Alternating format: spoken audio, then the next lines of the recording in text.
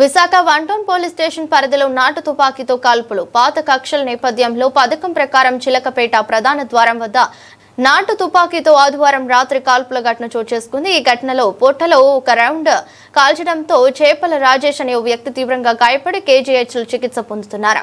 ప్రస్తుతం అత్యవసర శస్త్రచికిత్స కొనసాగుతుంది. కాల్పులు జరిపిన వ్యక్తి సస్పెండ్ లో ఉన్న మాజీ కానిస్టేబుల్ గా గుర్తించారు. ఘటన అనంతరం అతడు పరారీలోకి వెళ్లగా అతన్ని పట్టుకునేందుకు పోలీసులు గాలింపు చర్యలు ప్రారంభించారు. విశాఖపట్నంలో ఉన్నటువంటి గాజువాక నియోజకవర్గం 75వ వార్డులో ముసలాయనపాలెం గ్రామంలో శ్రీకృష్ణ జన్మాష్టమి వేడుకలు 16 నుంచి ఈ నెల 25 వరకు కూడా జరుగుతూ ఉంటాయి. అదే కార్యక్రమంలో భాగంగా పొంగునూరు నుంచి శ్రీ రామచంద్ర యాదవ్ గారిని కూడా ఆహ్వానిస్తున్నాము.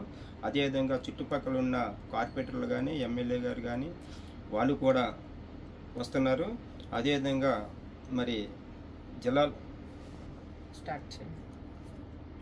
విశాఖపట్నం గాజువాక నియోజకవర్గంలో ఉన్నటువంటి 75వ వార్డులో ముసలాయనపాలెం గ్రామంలో శ్రీ వంశీకృష్ణ నవరాత్రి మహోత్సవాలు ఈ నెల 16 నుంచి ఈ నెల 25 వరకు కూడా ఘనముగా ముసలాయనపాలెం గ్రామంలో జరుగుతున్నాయి. అదేవిధంగా 24వ తారీఖున అన్న సమారాధన కార్యక్రమానికి పొంగునూరు నుంచి శ్రీ రామచంద్ర యాదవ్ గారిని కూడా ఆహ్వానిస్తున్నాము. చుట్టుపక్కల ఉన్న గ్రామస్తులు కానీ జిల్లాలో ఉన్న ప్రజలందరూ కూడా అతనికి ఆహ్వానం పలకటానికి మేమందరూ కూడా ఆహ్వానం పలుకుతున్నాము.